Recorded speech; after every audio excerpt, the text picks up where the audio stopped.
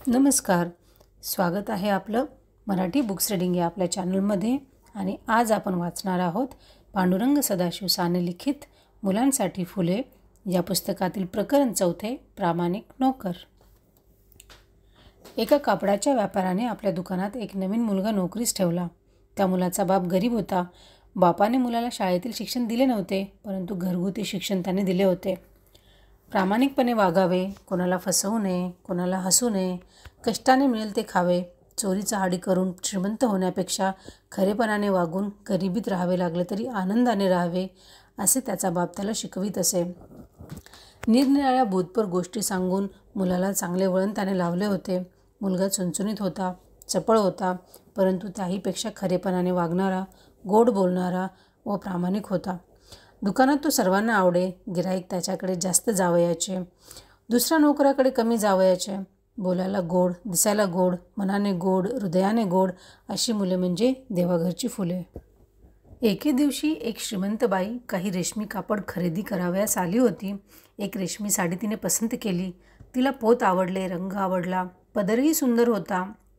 तो मुलगा ती साडी बांधून देत होता, परंतु इतक्यात ती साडी एके ठिकाणी थोडी फाटली आहे असे त्याला दिसले. त्या बाईने पाहिले नव्हते, परंतु तो मुलगा प्रामाणिक होता. तो तिला गोड शब्दात म्हणाला, बाई, ही साडी येथे जरा फाटली आहे, ही नका घेऊ, दुसरी पसंत करा, येथे पुष्कळ नग आहेत. परंतु त्या बाईला तसलीच साडी पाहिजे होती. तशी दुसरी साडी त्या दुकानात नव्हती. ती बाई निघून गेली. दुकानदार गादीवर बसला होता. नोकराचे ते वर्तन पाहून त्याला राग आला. असला नोकर काय कामाचा, त्याच्यामुळे दिवाळी काढण्याची पाळी यावयाची, असे तो मनात म्हणत होता. तुमचा मुलगा दुकानात काम करावयास योग्य नाही, तो माझ्या मनातून अजिबात उतरला आहे, असे नोकर ठेवून धन्याला लवकरच हाय हाय म्हणत बसण्याची पाळी येईल. मी तुमच्या मुलास काढून टाकू इच्छित आहे, अशी एक चिठ्ठी लिहून त्या मुलाबरोबर त्याच्या बापाकडे त्याने पाठवली. बापाने चिठ्ठी वाचली. बापाने मुलाला काय झाले म्हणून विचारले. मुलगा म्हणाला, माझ्या हातून काही चूक घडल्याचे मला तरी माहीत नाही. त्यांनाच जाऊन विचारा म्हणजे उलगडा होईल. मुलगा व बाप दोघे दुकानात गेले. बाप त्या शेठजीजवळ जाऊन चौकशी करू लागला.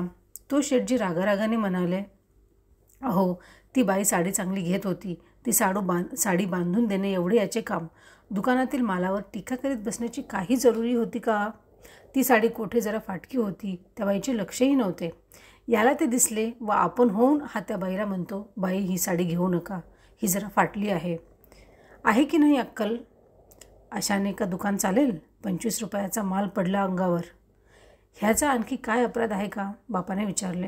नाही, तसा तो फार चांगला आहे, गोड बोलतो, गोड वागतो, परंतु नुसत्या गोडपणाला काय चाटायचे आहे?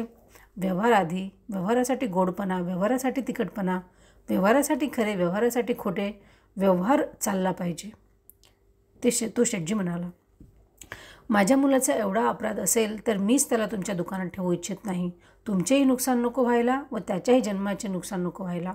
चल रे बाळ, येथे तू नको राहूस, असे म्हणून बाप आपल्या मुलाला घेऊन गेला. त्या मुलाची ही कीर्ती सर्वत्र पसरली व एका नामांकित दुकानातून त्याला मुद्दाम मागणी आली. त्या दुकानात तो रुजू झाला. तो मुलगा त्या दुकानात कामावर राहताच त्या दुकानाची विक्री 10 पट वाढली. त्या नव्या मालकाने त्या मुलाला पुढे आपल्या दुकानात भागीदारी दिली व तो मुलगा सुखी झाला. तो मुलगा आपल्या वृद्ध आईबापांना प्रेमाने म्हणतो, तुम्ही मला प्रामाणिक केलेत त्याचे हे फळ, आणि हे फळ न मिळता आपण गरिबीत राहिलो असतो तरीही मी सुखाने राहिलो असतो.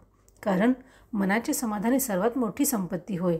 ज्याचे मन खाते तो कितीही श्रीमंत असला तरी दुःखी व दरिद्रीच असणार.